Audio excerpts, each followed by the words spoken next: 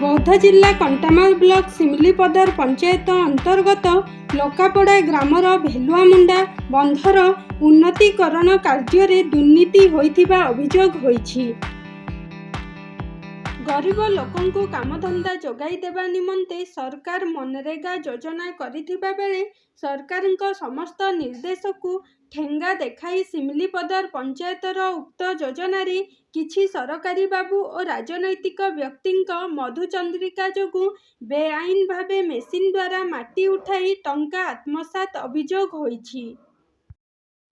उपरोक्त कार्य पई मंजूर करा जाइथिबा समुदाय 7 लाख टंकारु 4,86,426 टंका वर्तमान सुधा खर्च होइथिबा दर्शा जाई समस्त टंका हरिलुट करा जाइथिबा अभियोग करंती उक्त पंचायत लोके।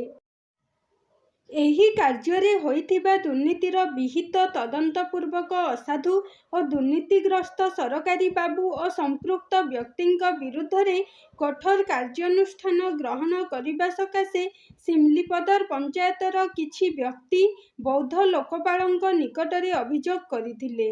पंचायतवासीଙ୍କ अभियोग क्रमे लोकपाल डॉक्टर दिलीप कुमार महापात्र उक्त स्थान को जाई सरजमीन तदंत करिथिले। प्रकाश थाउ कि बौद्ध जिले में सरकारଙ୍କ उन्नतिमूलक कार्य नाम विभिन्न योजनारे कोटी कोटी टंकार दुर्नीति होइथिबा अभियोग हुए और उक्त दुर्नीति मानकरे संपृक्त दुर्नीतिग्रस्त व्यक्तिंक विरुद्धरे दृढ़ कार्यानुष्ठान ग्रहण करिबाकु सर्वसाधारण दाबी हेउछि।